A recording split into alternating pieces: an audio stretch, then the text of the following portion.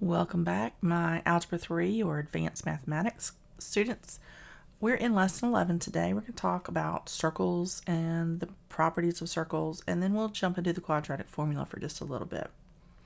So we know that a circle is it's a collection of points called a locus that is a certain distance away from a central point. So we know whatever this radius is, that is the distance from the center of the circle to the edge of the circle. And all the points on the circle circumference are the same distance from the center, right? They all measure back to here. That's the definition of the radius, the distance between the center and the collection of points. Now the diameter is going to be the two radius that create a straight angle that cut the circle in half. Basically, it's a chord that goes through the center of the circle, right? And a chord is the interior line that goes from edge to edge of a circle. So it makes sense that we can also call the diameter a chord that goes through the center, because that's what it does. A secant, on the other hand, is a line that cuts through the circle and exits both sides. It doesn't just stop at the edge.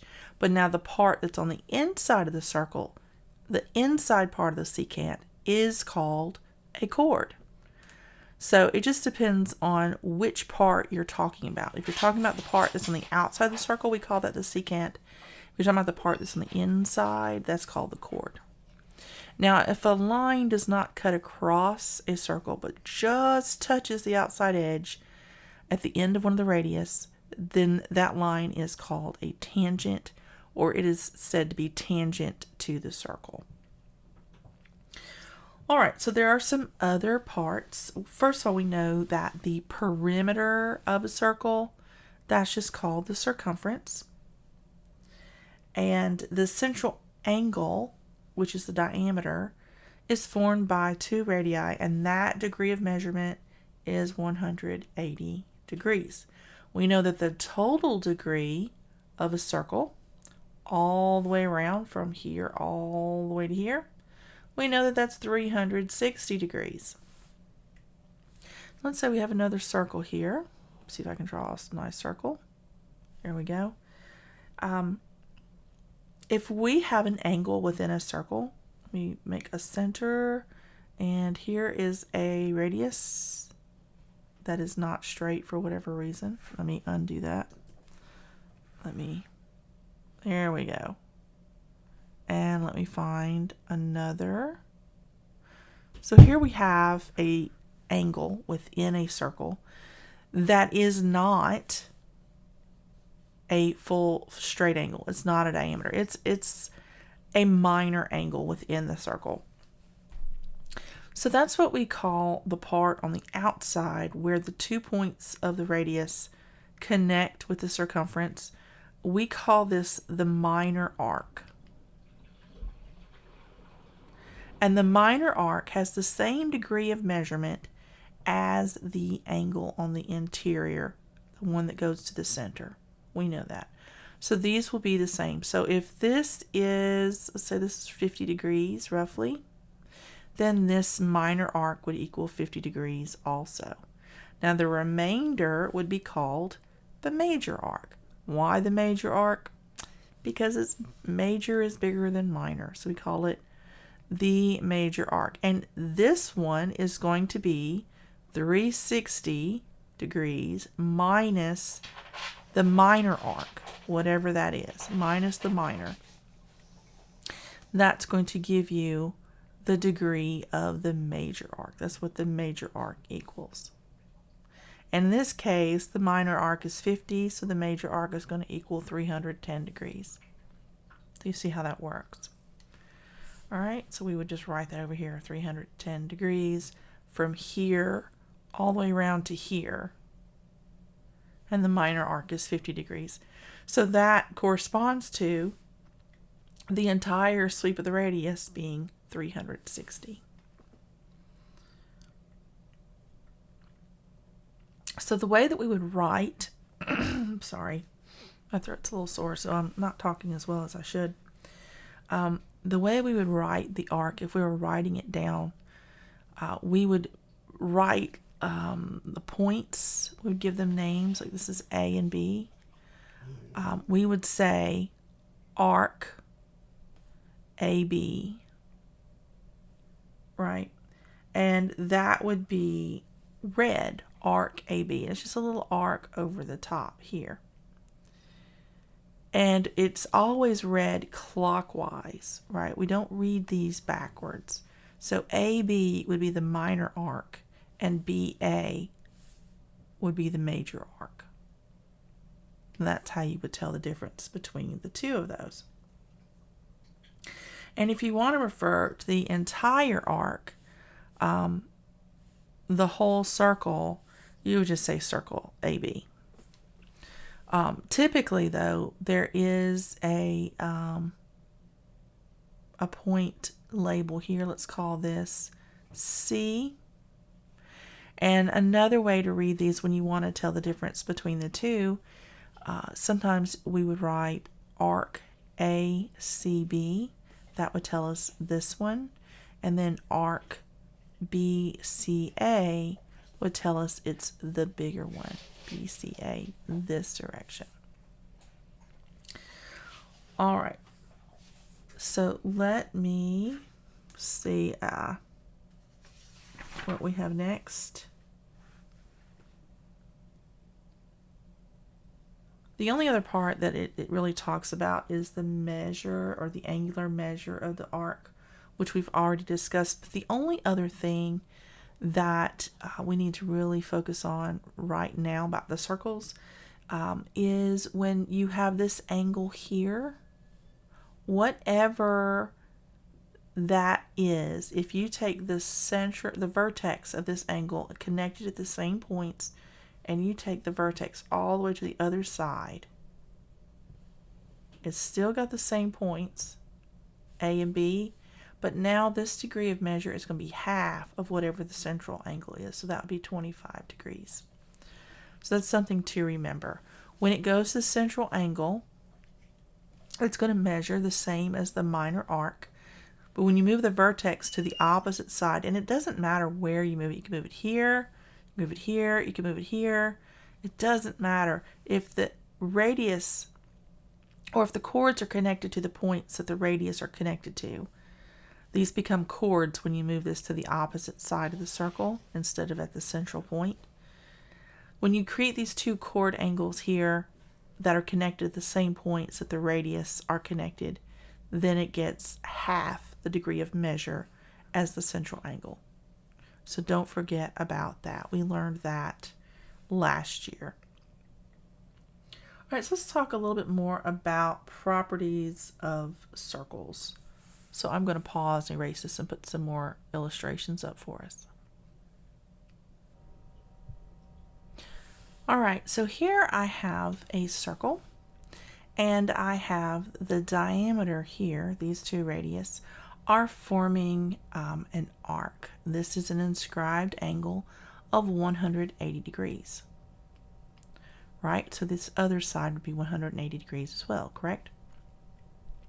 When we know that when we have 2 points here with this diameter, let's call this A and B, we know that this is the central angle. It's a straight angle, but we know that the angle formed by connecting those points with chords into a single vertex is going to be half the value of the central angle. If the central angle is 180, it's the diameter of the circle, then we know that the angle formed by these two chords is going to always be 90 degrees. So we're going to always have a right angle whenever we use a diameter as our 2 points, because 90 is half of 180. All right, so if the measure of arc AB is equal to 180, let's call this C, then that by default tells us that we take arc AB we divide it by 2 to equal the measure of angle C. So angle C is going to equal 90 degrees. So we always get a right angle whenever we use the diameter as our interior or our central angle, right? Okay. So here we have some inscribed chords here, and we have two intersecting chords. So we know that the product of the length of the two sections of this chord is equal to the product of the length of these two sections of the same chord. So x times y is equal to p times q, and we can prove that. And we can prove that by creating another chord here. Let me get that drawn in here. And another chord here. Put that here. So let's call this A, and let's call this B. Right? So I don't know if you can see it or not. Given that this is a point, let me choose a different pen. If this is a point, and this is a point, then this is going to be half of this arc degree here, right? Whatever it might be, because we have these 2 points here, right? So it's going to be half of this arc. Well, guess what? This is using the same 2 points. These two intersect. So we have 2 angles here. Let me use a different color so you can really see it. Let me choose a pinky color. So you have one here, and you have one here. So you have 2 different angles here that are using the same arcs. That means that this angle is going to be congruent to this angle because it's the same arc, but this is going to be half of the degree of that arc. And we also know that when we have intersecting lines, that the vertical angles, the opposite angles, are going to be congruent. Correct? Because they're opposite of one another. So if we have 2 angles that are the same measure within a triangle, we know that that third angle is going to also be congruent to the third angle here. So when we have 2 intersecting chords, we can create 2 similar triangles within that. And that allows us to set up a proportion that looks like this. X over Q, because this is angle 2, 3, angle 2, 3, so those have a ratio 1 to the other, is equal to, and that is going to be P over Y.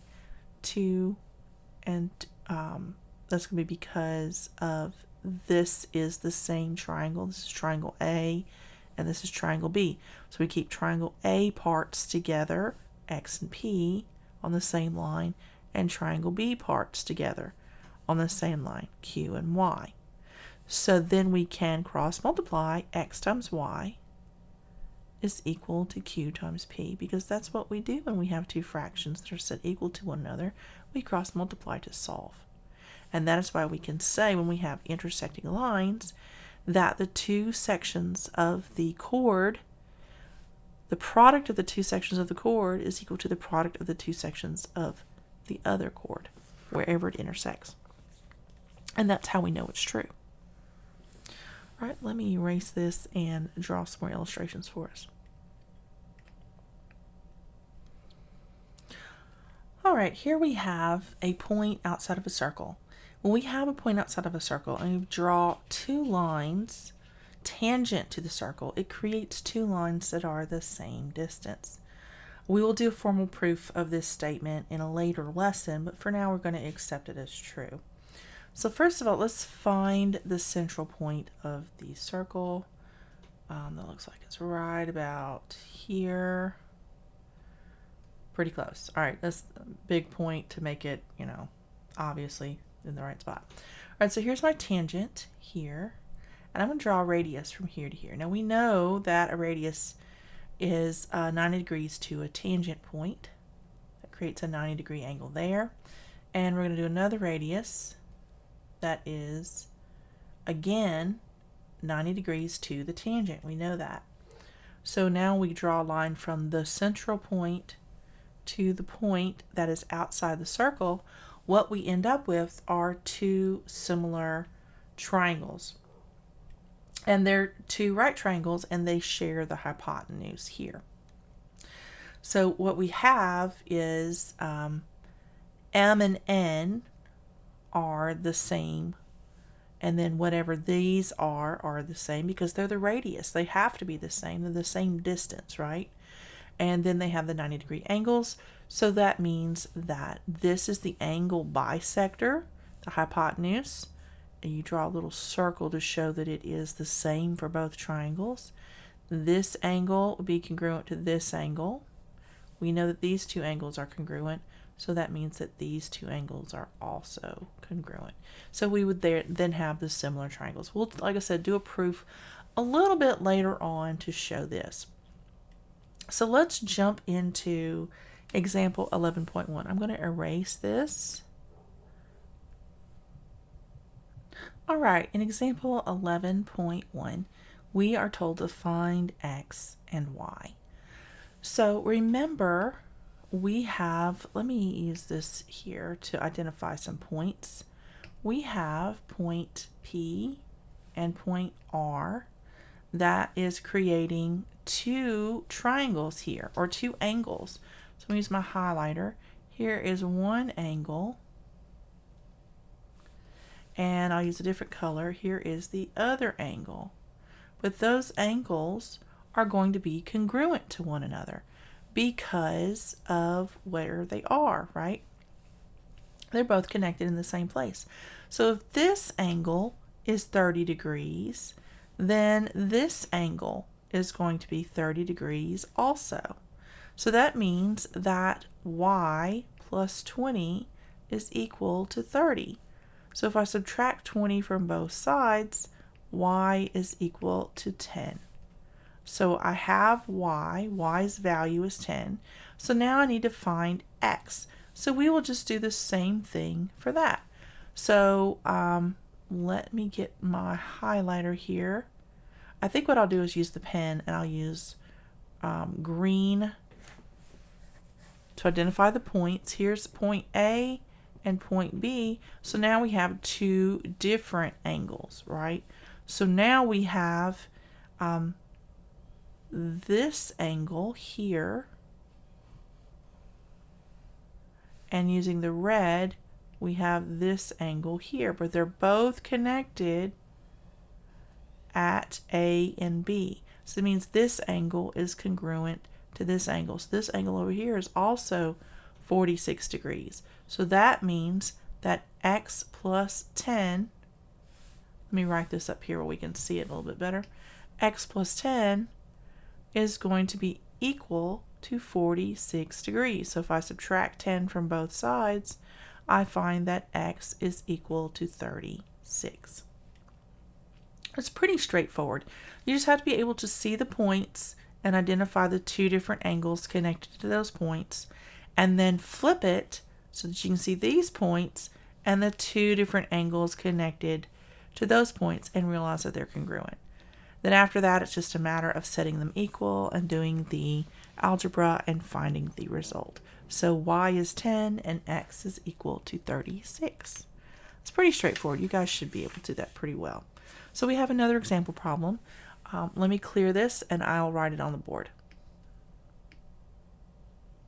So in example 11.2, we are asked to find the measure of x, y, and z. So here we are going to begin looking at these points.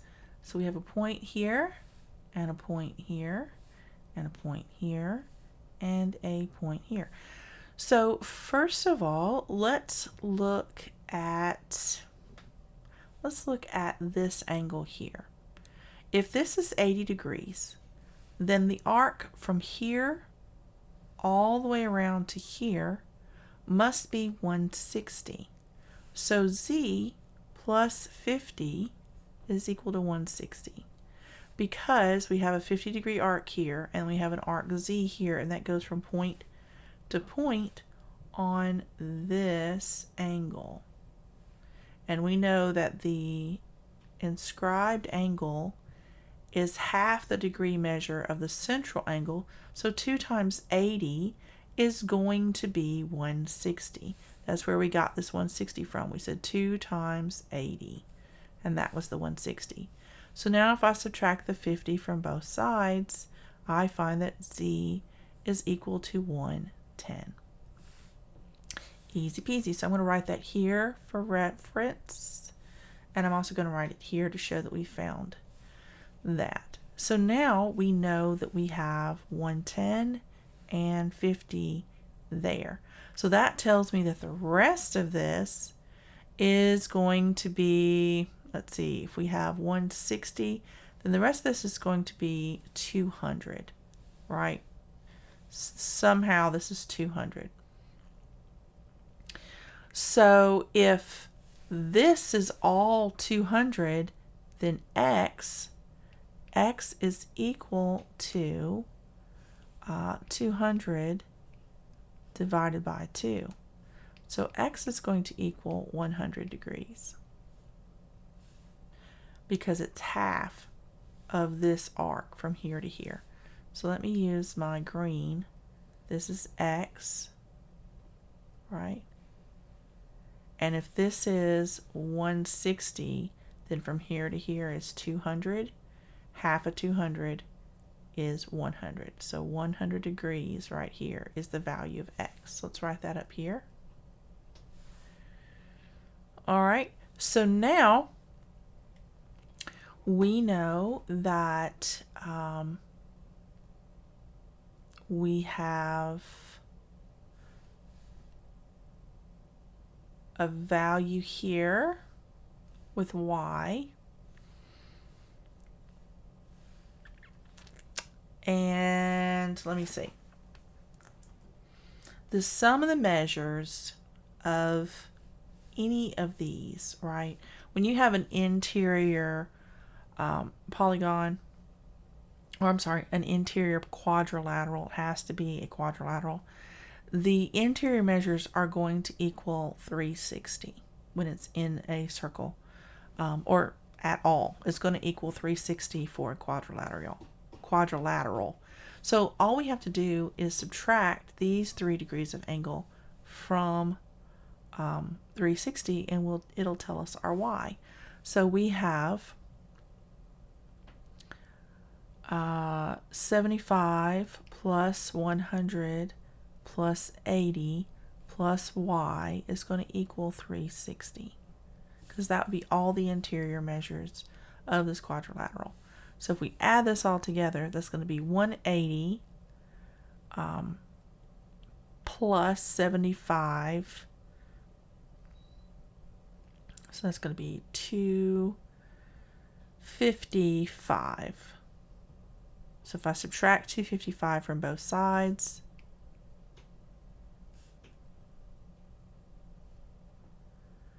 then that's going to be y is equal to 105. And let me check my answer, and that's correct.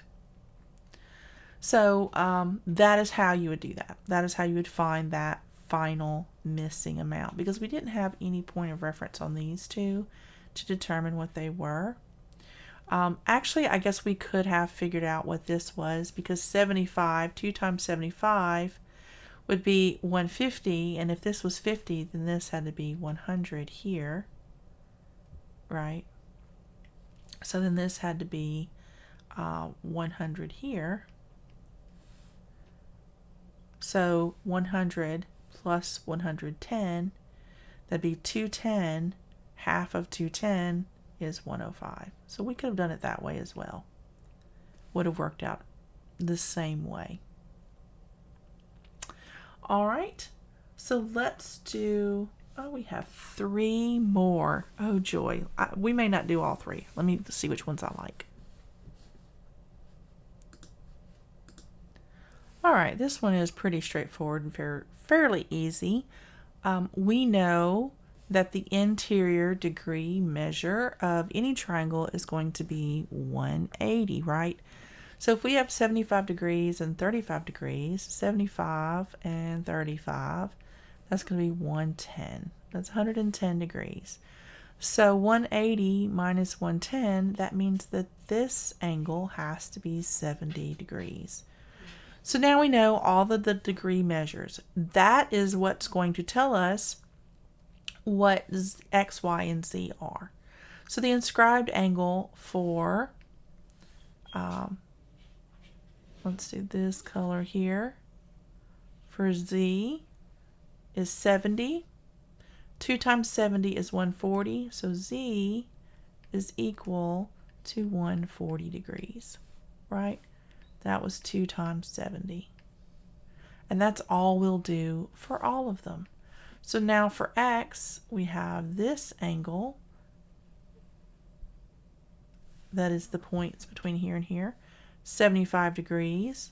So X is equal to 2 times 75, which we know is 150 degrees, right? Easy peasy.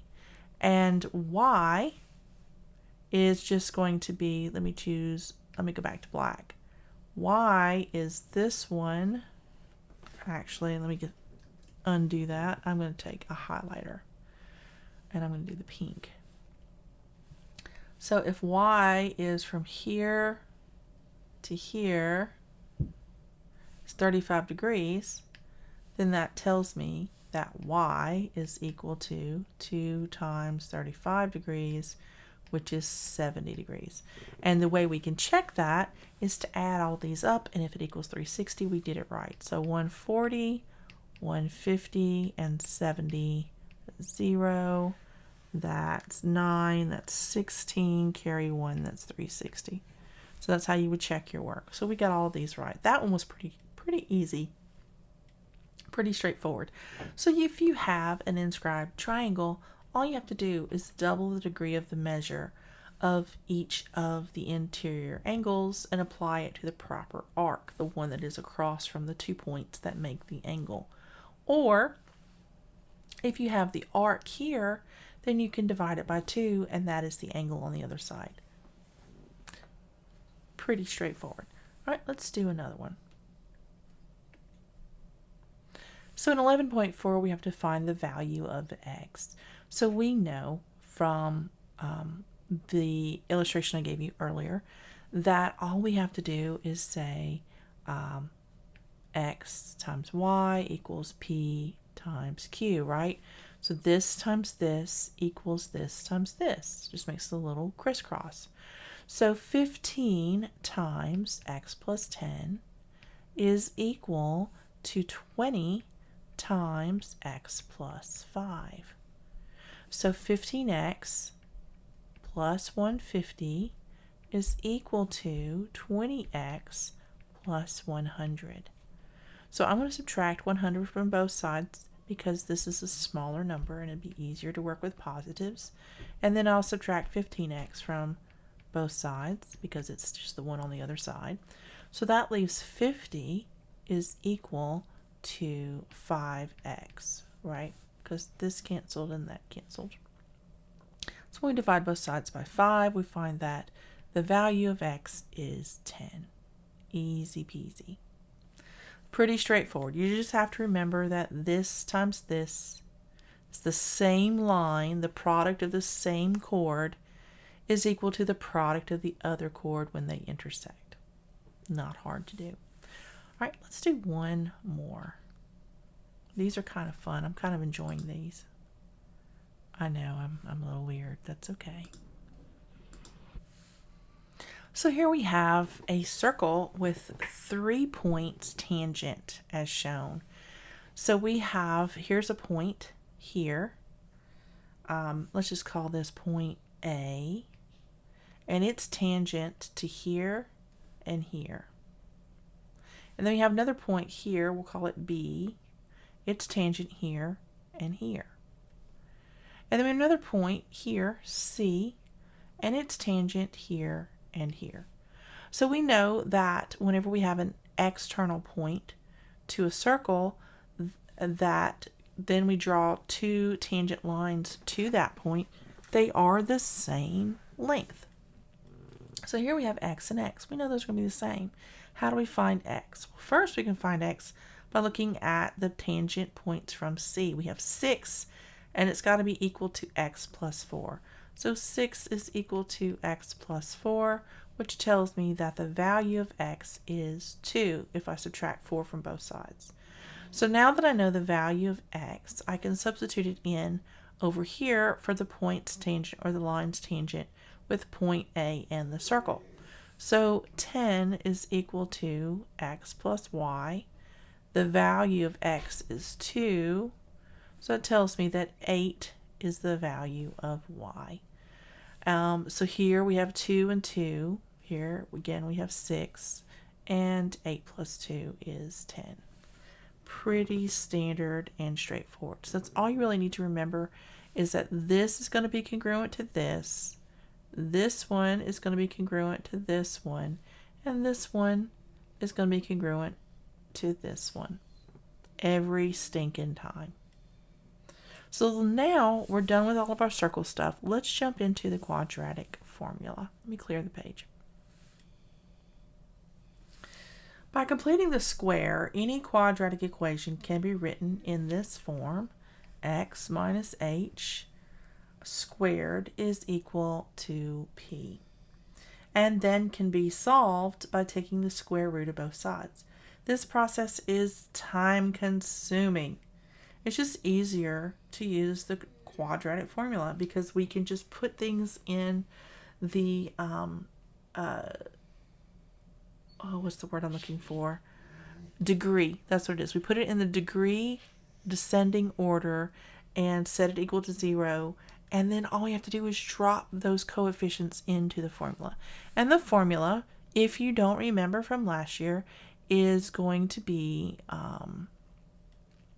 negative b plus or minus the square root of b squared minus 4 times a times c all over 2 times a.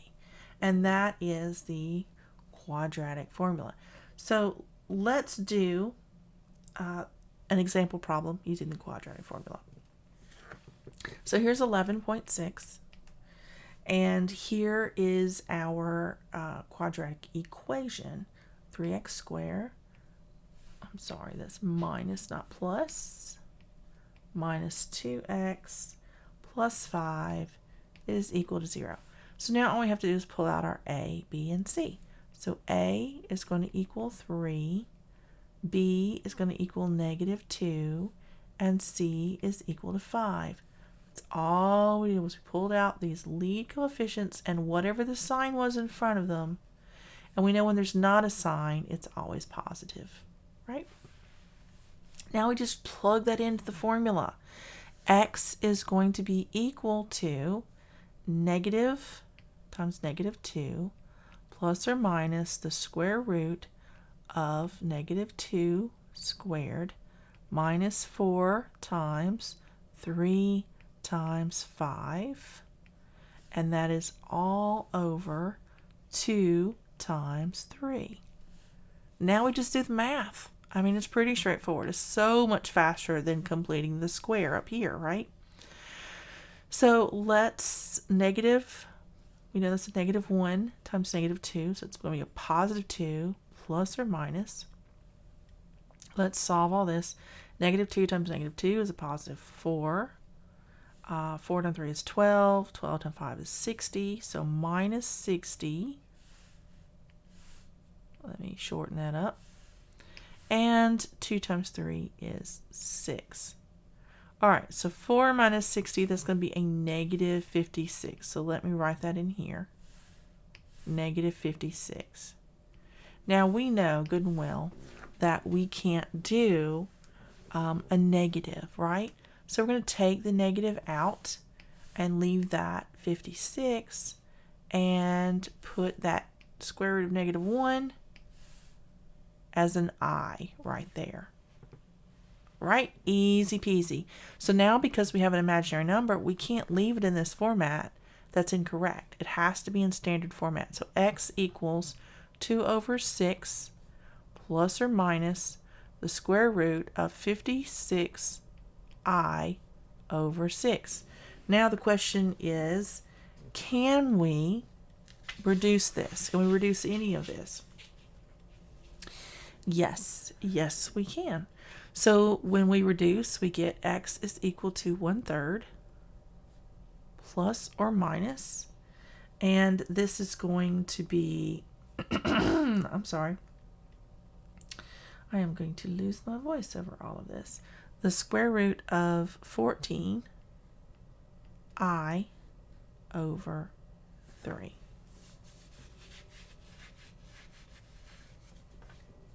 All right, that is our reduced form. It's reduced as much as we can possibly reduce it. How did we get 14i over 3? All right, let me show you the back end.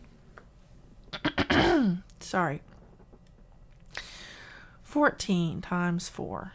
That's 16, carry 1, that's 56, right? So it is the square root of 4 times the square root of 14. That becomes 2. So 2 times the square root of 14, I, right here, over 6. Reduce this to 1 times the square root of 14i over 3, because this is 1/3. The 1 is just invisible, because when you have a 1 in front of the square root, you don't write it, right? The only time we write it is when it's in a fraction. Otherwise, it typically goes away when it's in front of this. So that's how we get that. Okay?